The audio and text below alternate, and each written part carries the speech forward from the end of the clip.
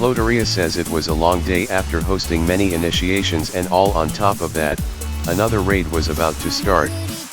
The Nearchatnam has finally finished all of his duties of watching over the cryptic members and making sure that every new recruitments went perfectly. Floteria says the sound of reverence was doing the last minute preparations. He walked over to the one and only second in command of Cryptic, asking him if he would like to participate in this glorious battle against the church.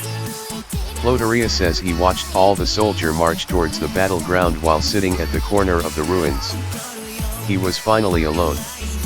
Through his ruffled, messy hair, he took out his long and fluffy cat ears. Floteria says he slowly began to clean himself like a fluffy cat would do. While cleaning his precious fur, he hears a quiet sound from one of the pillars behind him. He instantly jumps up like a cat would normally do. Floteria says he tries to hide his long and fluffy cat ears before anyone could see them. After the Nearchatnam hid his fluffy and long cat ears, he moves slowly to the pillar where the ominous sound came from to check what is hiding behind it. Floteria says on the way to the pillar, the Nearchatnam pulls his shiny staff out that he used to clean like he would do with his fluffy fur.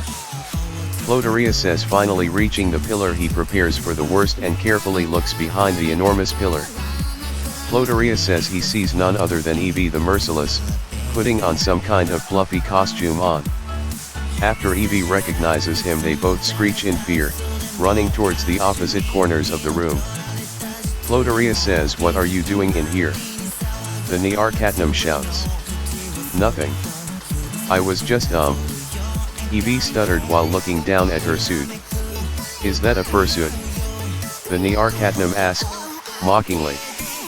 Floteria says, "No.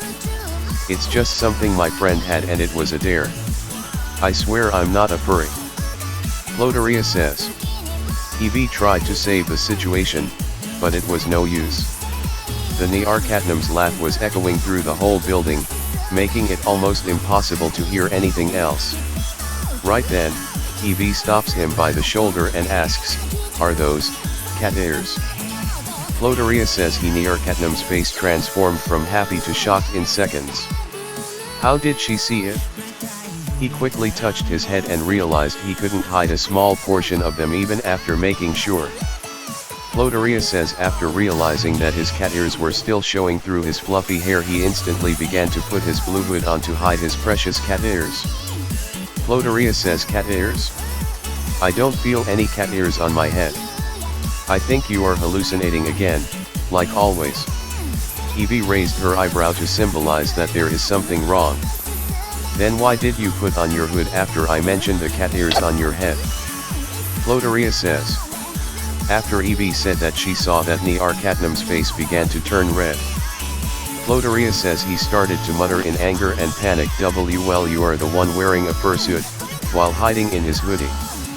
Floteria says Evie yelled back at him, "Hey!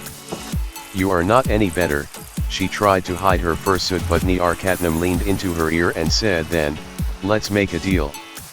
We will act like this day never happened." Floteria says. Evie stopped and thought for a second, responding, and, hearing this, Nearchatnam gets back in his position, with a confused tone, "And what is my gain from that?" Floteria says he quickly yelled, "Do you want to be known as a furry forever?"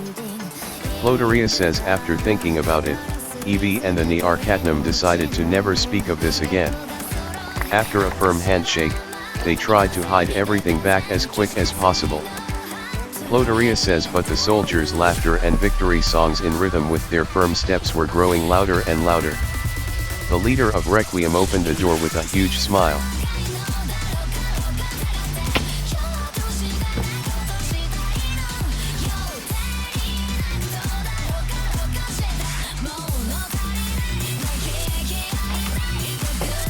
Nadine says, "So Sussy,